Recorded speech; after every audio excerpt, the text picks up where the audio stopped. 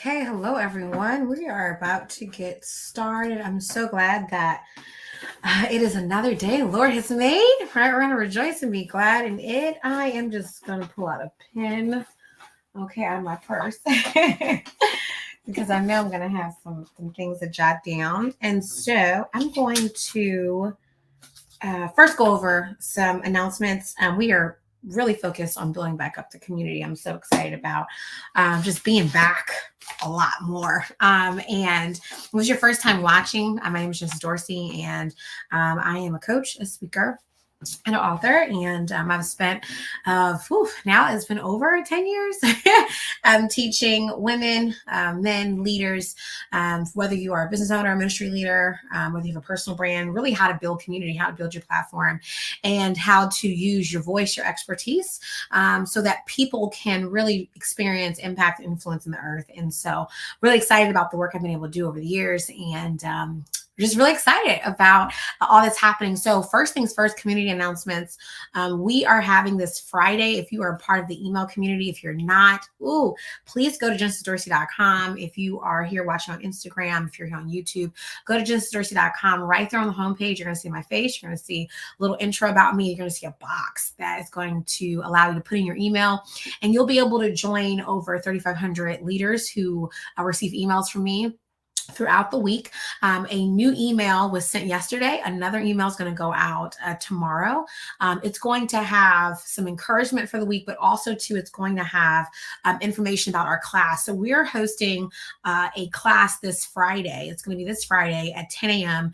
It's going to be over how to sell your story. We did a full-blown 2-hour masterclass this past Monday, but I am moving now all of the classes to Zoom. This is going to allow a lot more intimacy. It's going to allow where you can see other people's faces and just really connect with the community all over again. Some of you have been a part of my community for about 10 years. And so there's a lot of faces that, you kind of know when you come on lives, but this is really going to take the community to another level.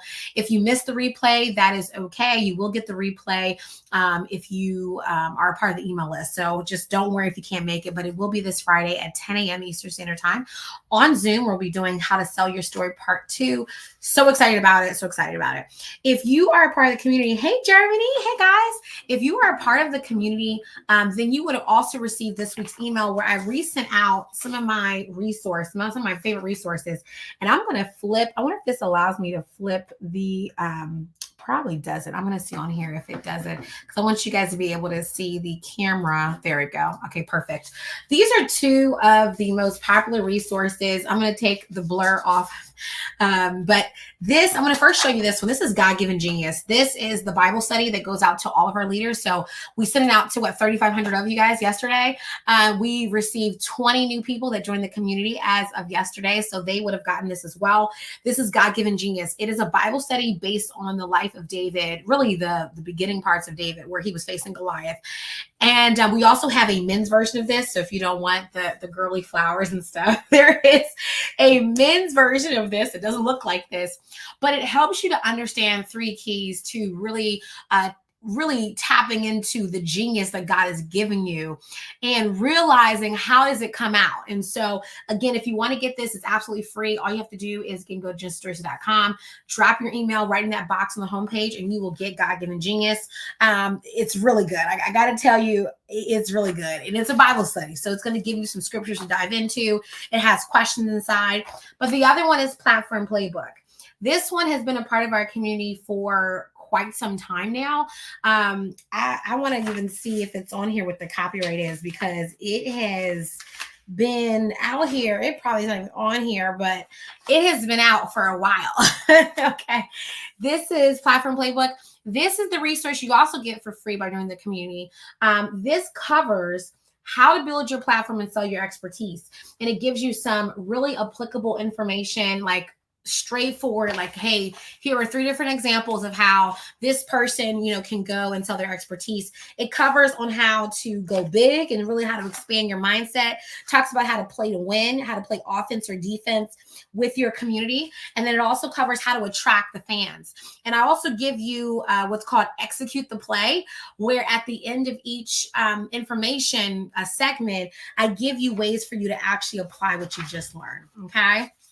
So let's cover some of the things that we're going to cover today, I want to bring up what was brought to me in my comment section and what we're going to cover. So I want to shout out somebody. This is Ashley. Ashley came into one of my posts today. I'm going to put this up on the screen now. She came up on one of my posts today and she asked a question. And I love it because I want to talk about the things that you want to talk about, right? I want to talk about the things that you want to talk about. I want to talk about the things that you believe that I can help you with. And she had a question and I screenshot it and I put it right here so that we can all see it. If you're on Instagram, I'm going to read it for you. And the question is, what about your God-given purpose? How do you be obedient and use that purpose? And this question was underneath a post that I posted today about something that happened to me today at the coffee shop. And on how, I walked into this coffee shop and this lady was staring at me. She was staring at me, right? And, when I walk into an environment, I do a quick scan of everything. That's just me. My eyes roam. When I came out of my mother's room, she said, Genesis, you came out with your eyes wide open. And so, when I walk into a room, I do a quick peripheral, look around, scan. And I know that I'm the light of the world. And you have to be very confident in life, period, right? It doesn't mean that you won't have low self-esteem moments. I have had battles with low self-esteem. I've had major battles with low self-esteem. And that's another testimony for another day and how I've been able to work through some of those points. But with my experience, when I walk into a room, I believe that I'm the light of the world. And so this lady was staring at me and her face was kind of fixed a certain way, where you can tell when someone is uncomfortable, right? You can just tell by their body movement, their body language. And when I got done at the counter, I walked over to her and, I complimented her and literally her whole disposition it completely changed. She completely changed. And what I realized was that while I could view like, oh, this woman's intimidated of me, like, she's judging me, really, she needed someone to speak life to her. And this is why I always say, don't take what people do up front at heart, because you never know. That's why you have to keep your heart pure. God could be using you to take someone that may be staring at you, but really you were meant to go into that place just for them, to show them the life and the love of God. And we were able to spend about, I would say, if not over 10 minutes, I was talking to her about her God-given confidence and about her just realizing who God had called her to be. And when, we left, we exchanged social media information, things like that. But it was really a way for us to to really pour into her about the confidence that was really there. And so Ashley, again, she asked this question, what about your God-given purpose? How do you be obedient and use that purpose? And I think that's such a great question. Purpose is one of the biggest topics that a lot of believers search for in books. You'll see tons of books about purpose. I've taught on purpose so many times. And so some of the things I'm going to share today and the points I'm going to give may seem a little bit kind of like a repetition if you heard me teach on these things a lot before, because you've heard me teach them. And I teach the same things. So let me first give you my first point around purpose and just being obedient, the confidence behind that. The first thing is you have to realize a purpose is that there is not one purpose to your life. And so you are a multi-dimensional woman. And if you're watching, you're a man, you're a multi-dimensional man. Okay. So there's never just one purpose, right? There's an overall life that God has given you and gifted you with. And from there, you have multiple purposes. There's not like one purpose. And I think a lot of people, they always say, oh, I'm searching for my purpose, right? But there's purpose in everything that you do. And I think once you realize that, it's going to unleash you from this. For some people, not everyone has this feeling, but some people have this feeling of like, I just need like one thing important for me to do so I can feel valued in this world. Or I can feel like I have something to contribute. And it's crazy is that like as a daughter, I have something to contribute. As a family member, I have something to contribute. As someone on a job or in a business, I have something to contribute. There's purpose all around me. I have to value the places that God has put me.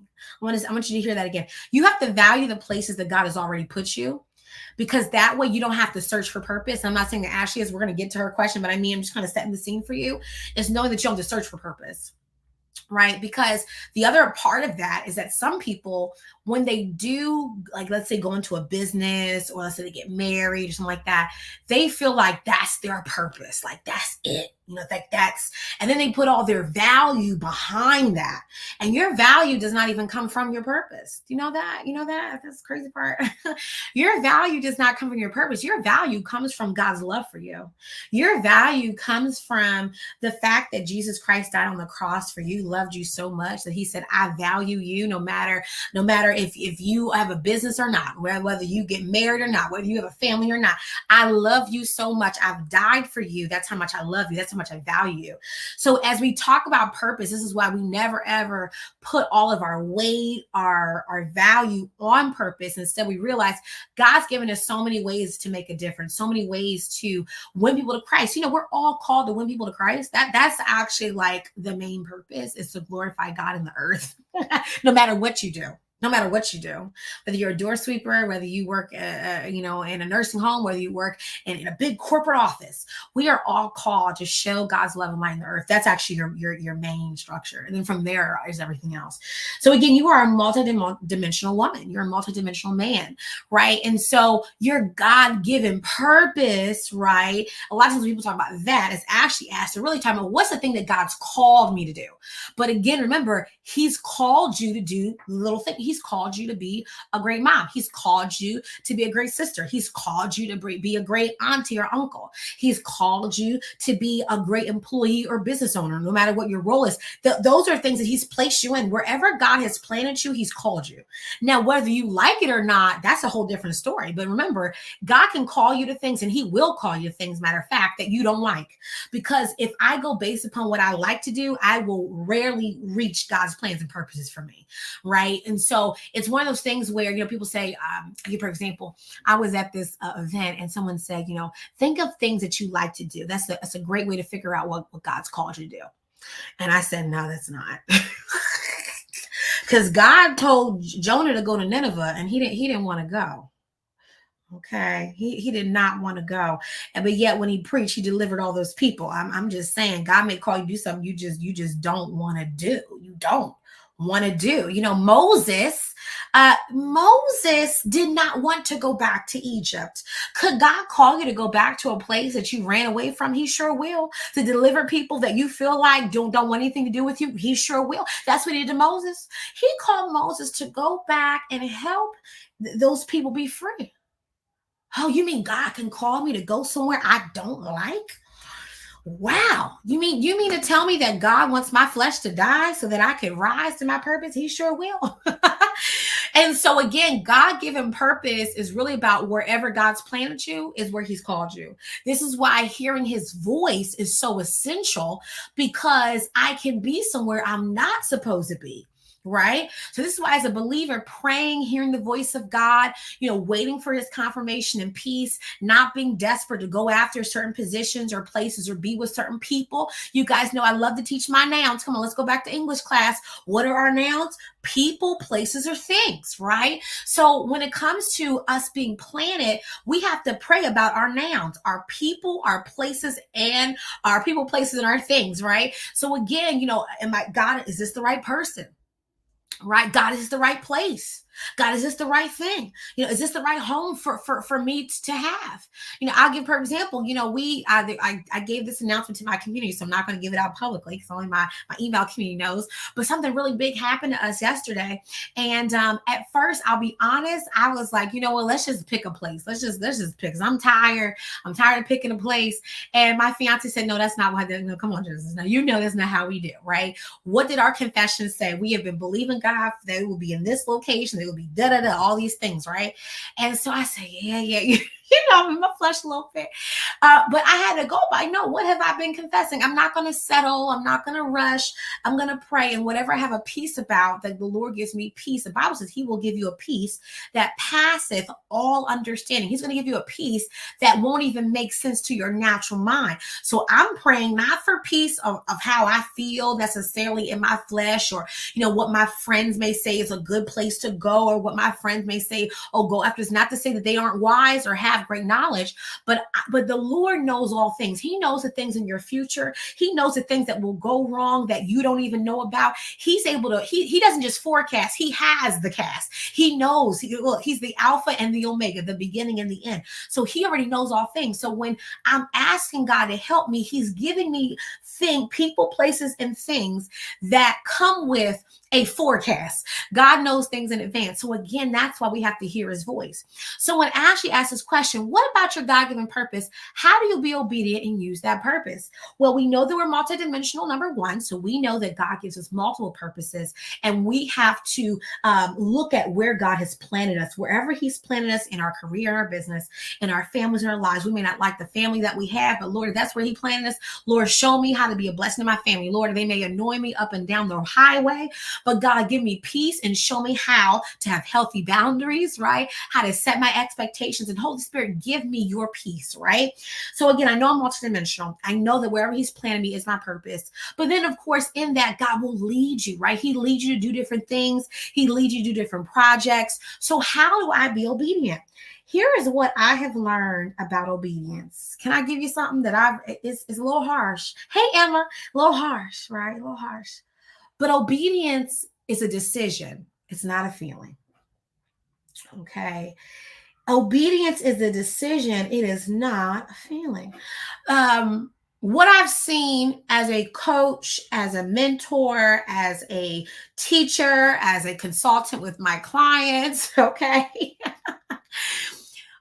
You just have to decide and do. When you make a decision, you do it. The question is, what's holding you back from deciding? It could be, number one, fear. Fear is really one of the biggest ones that hold us back from being obedient to the plans and purpose God has for us. We are thinking about all the things that can go wrong, right? We're thinking about all the things that can possibly go wrong, right? We're saying to ourselves, well, I really want to start this business, but, last time I did something like this, I didn't get the support that I thought I was going to get. People didn't show up for me in the way that I thought that they would show up. Hey, Ashley, in the comments, right? I just don't want to go through something like this again. Right. And so this is where, like in some of our emails, we talked to, even our posts, talked about the spirit of rejection, right? The spirit of rejection feeds fear, because it says, I've been rejected by people in my past. I don't want to feel rejection from people again, which means that we're taking no's personally. If God's called you to do something, the no's just weren't meant for you. You have to learn how to differentiate between someone telling you no versus telling your business no, versus telling your ministry no, versus telling you that you didn't get an opportunity. We take a lot of things personally, and we fail to realize it's God's responsibility to give us the yes. God is going to lead us somewhere where people are going to say yes to whatever it is God's called us to do. We have to stop taking the no's personally. So again, people have fear. Right. Another thing that people may have, along with really a lot of things, are just really all rooted in fear. But another thing too is that we refuse to get still. But why do we refuse to get still? Because we fear.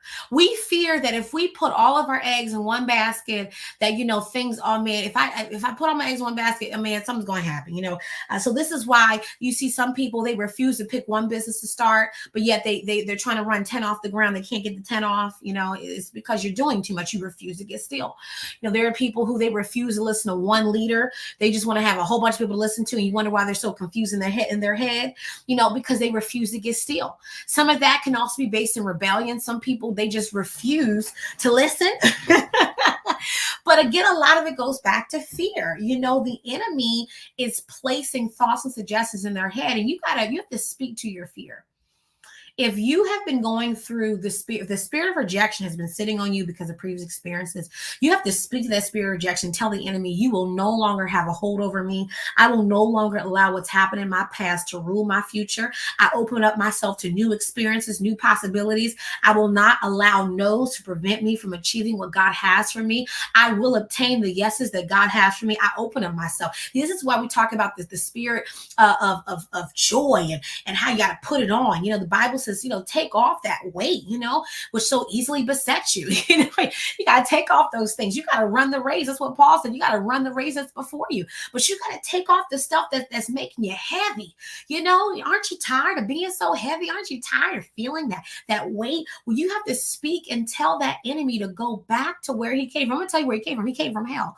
And you tell him to go back to where he came from and how you are no longer bound to the weight of sin, to the weight of depression, to the weight of burdens, that I will take what God has for me. So this is why speaking to yourself is so important.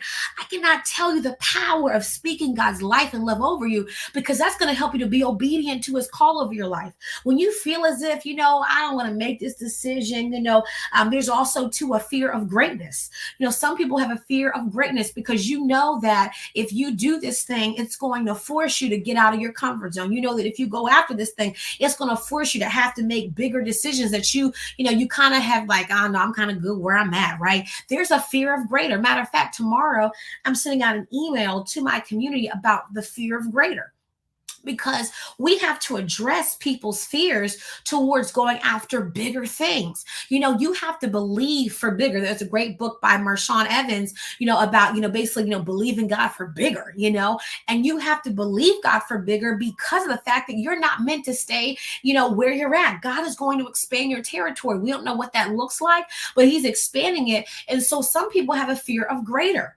Genesis, I'm okay with just what I have. And I know God's calling me to, to do X or Y, but I just don't feel like I'm ready for it. Who said you have to be ready? God will get you ready. You just have to take a step forward of obedience. So we said that number one, when it comes to purpose, you are a multi-dimensional being. There's not just one purpose. Wherever God's planted you, that is purpose.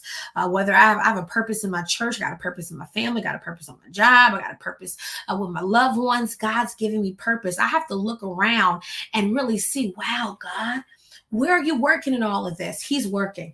Number two, we said that when it comes to obedience takes a decision. That's it. Let's simplify this thing, right? It's not that complicated. If I want to obey, I just got to decide. I got to do it. That's it. There's no complication. We got to stop overcomplicating obedience. Okay. What we do is we overcomplicate it so that we don't do it. It's not, let me say that again. It's not that obedience is complicated. We overcomplicate it so that we don't have to obey. Right. Right. We overcomplicate it. But when it comes to being obedient, you have to trust God. It's a trust. You have to trust God. And how do we trust? We trust through his love. You have to receive God's love for you. The reason why when I talk to women in coaching, some of them, they have never experienced a provider as a woman. And so when you talk to them about trusting God, they're saved, they love the Lord. But when it comes to trusting God to be their provider, they fight it because they're not used to a man providing. They've always had to provide for themselves. And so, when it comes to trusting God to provide for you, well, if I can't trust a physical man, why will I trust someone I can't see? Well, if you know that he loves you, right, you have to allow him in to take care of you, right? And so again, I'm going through these feelings where, it's hard for me to trust. But you see, here's the thing, you have to trust him. You can't have one foot in the door, like I may be, and then one foot out. You have to give what you have to him and let him take care of you. Right? Well, how do I trust? I have to read his word so that I receive his love. You got to receive his love. If you're just struggling with self-esteem issues, you're struggling with, you're not receiving his love for you. You're trying to receive love from all these other people who keep on putting you down, who keep on calling you things, who keep on, not building up your self-esteem. You got to first receive God. God's love is the root of my life. Okay. If there's a day where I don't feel loved, it doesn't matter because God's love is my foundation. There'll be days where you don't feel like, I'm not all that in a bag of chips. It doesn't matter, right? I'm going to lean on God's love for me because he says that I'm the apple of his eye. Well, his word really says that I'm his beloved. His word says that I am made in his image and his likeness, right? That's what his word says. That's what it actually says, right? So I'm made in the image of God. Wow. So when I'm going on social media and, I could be having a great day, I'm scrolling and I see something that makes me feel like I'm not as beautiful. What did God's word say? He said, I'm made in his image. I'm made in God's image. I got to love being in God's image in order to take that word possessive in my life, right? So again, you got to make a decision. You got to eradicate the fear. You have to receive God's love in order to be obedient. You got to receive his love for you. Number 3, we're wrapping it up. Thank you so much for your time. We're almost done. We got 6 minutes on the clock. I'm going to let you go. So we said about purpose. I'm a multidimensional woman or man, right? Purpose is in where you're planted. It's that simple. You don't have to look for purpose. God, when you're born, God gives you purpose. And purpose is, again, multidimensional, several things. You got purpose in all these different areas of your life. So you don't have to look for it. It's all around you. Number 2, with Ashley's question, how do we be obedient? We make a decision. It's that simple. You have to make a decision. But in order to make a decision, you have to eradicate what's holding you back from making those decisions, right? You know, God's calling you, but maybe it's fear. Maybe it's your refusal to get still. Maybe it's the fact that, you're not in his word enough. So it's hard for you to obey because, you're far away from the Father. You got to get close to him so that you can hear him. It's hard to obey you. You're not close to your Father. But we also talked about the fact that sometimes too, we haven't received God's love for us, right? You have to receive his love to stay in obedience. Now, you may have obeyed him to get started, but to obey him the rest of the way so that you're fulfilling the plans and purposes he has for you, you have to receive his love for you. Oh man, because otherwise you're going to depend upon people to push you through obedience. You're going to depend on, oh man, I don't have any friends around me to support me. So because I don't have any support, I'm not going to continue what God called me to do. What foolishness. Okay. Right. When people don't, when there's no one around me, God is with me. Right. When I'm by myself and no one can, I don't have the cool groups like on Facebook other people have, when they, oh man, can someone help me in my business? I don't got anyone to help me in my business. The Holy Spirit will. That's what he did for me, right? Back in 2012, God told me that he called me to start when we had Girls World. He called me to teach women around the world how to walk by faith and not by sight. Right. And shout out to Ireland, Emma. Shout out to Ireland, right? Watch for Ireland.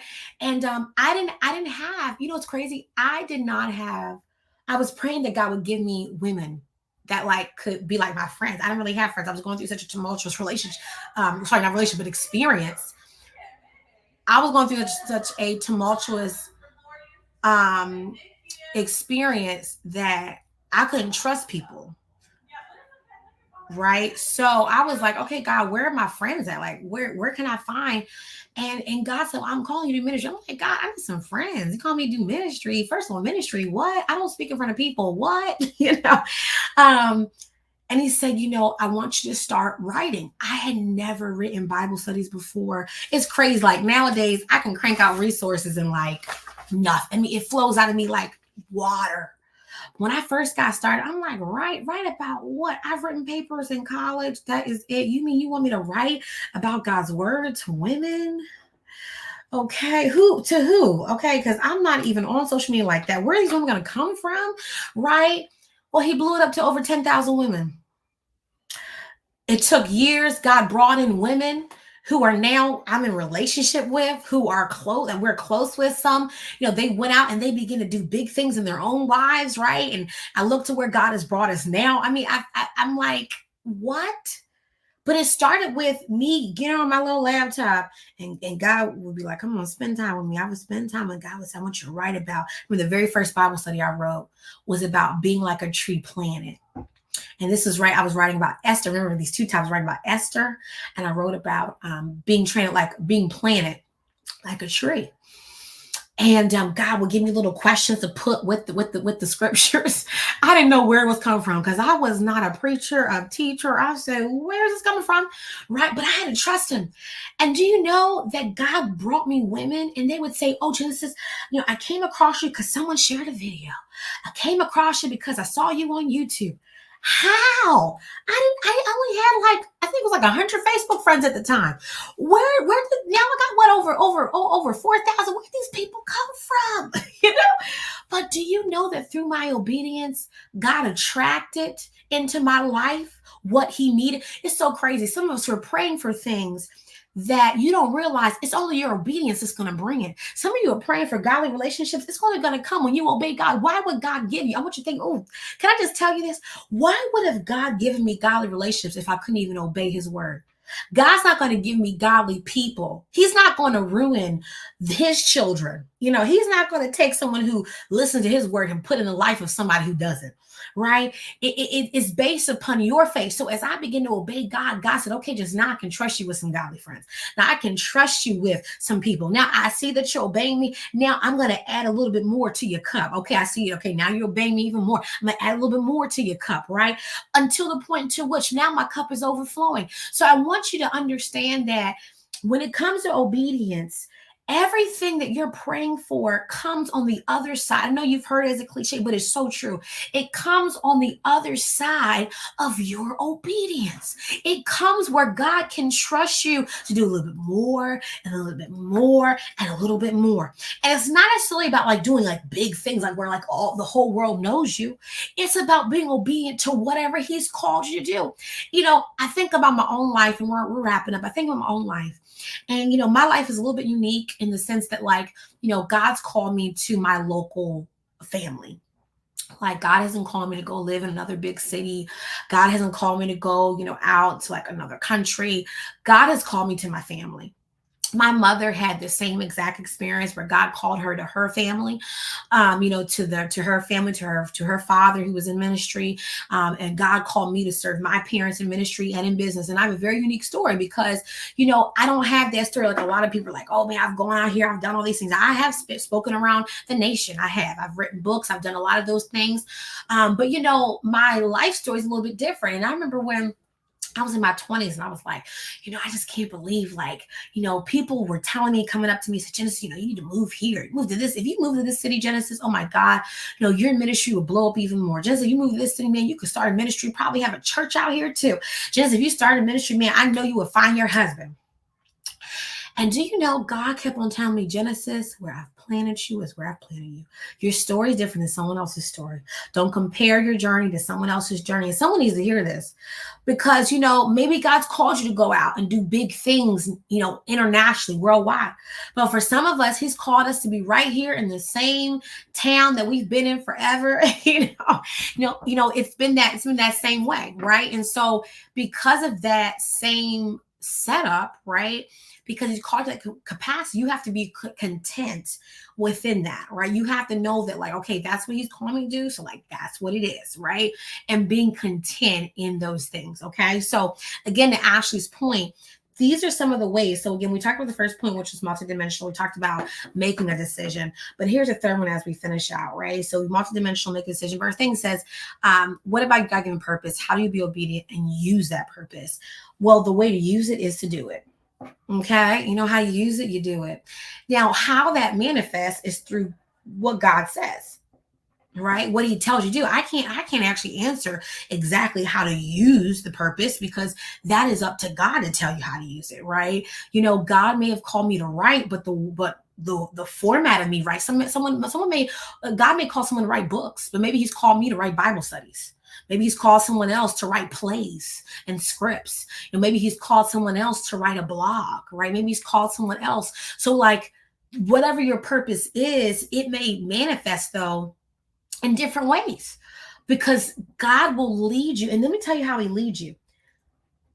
When He leads you, He gives you these like little small steps, and He also gives you our nouns, people, places, and things. God will connect you. Like, let's say, for instance, God's called me to be a playwright, right? And I'm saying, well, I don't even know how to get started, But, you know that He's called you to do something around plays. You don't know exactly, but, He'll give, because God will give, He'll confirm. God always confirms. You don't have to question God confirming. He will confirm. And He will say, I want you to go to this event. Pray about it. You pray. And you feel in your inner man, your spirit, okay, I'm gonna go. You don't try to control the situation. I'm gonna go walk with this person. You let the Holy Spirit lead you. Maybe someone walks up to you while you're at the event and say, hello, my name is such and such. And what are you here for? Oh, well, I have this gift of writing and developing scripts. And so I'm just like exploring some of the different ways, of how, it works within the business. And what do?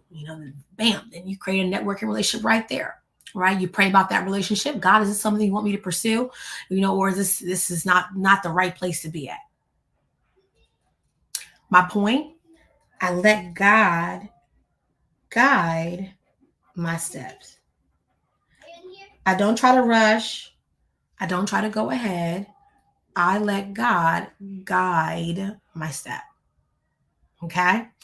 So I hope that this helped. I'm going to log off. I have to get back to work, but I wanted to answer Ashley's question. Again, I am so excited about what's happening in the community. So many of you, again, are joining the community for the first time. And so if you are joining, make sure that you check your email, because the moment that you sign up via email, you will obtain the Genius Bundle. Again, if you are a woman, you will get the God-given Genius resource. There is a men's version of this as well. So if you sign up, you don't have to download the pink version.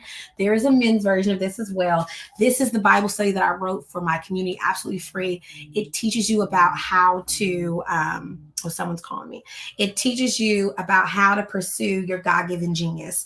And then the other one is for those of you who are leaders who are looking to package your knowledge. So let's say you want to sell, as I don't know, you are a crochet expert. You want to sell, classes on how to crochet, or you want to launch a service-based business teaching others. I don't know. Whatever your expertise is, whether it's in, maybe you are a writer, want to teach other people about writing. Maybe you're a lawyer who wants to teach other lawyers how to build their law firms. Whatever your expertise is, the Platform Playbook is a small resource that is broken into 3 sections, teaching you on how to build and create your platform of expertise, of knowledge, so that people can come to your platform and learn from you, the things that God has given you. Okay. Have a blessed rest of your day. If you want to get these resources, you can go to genesisstories.com, and I will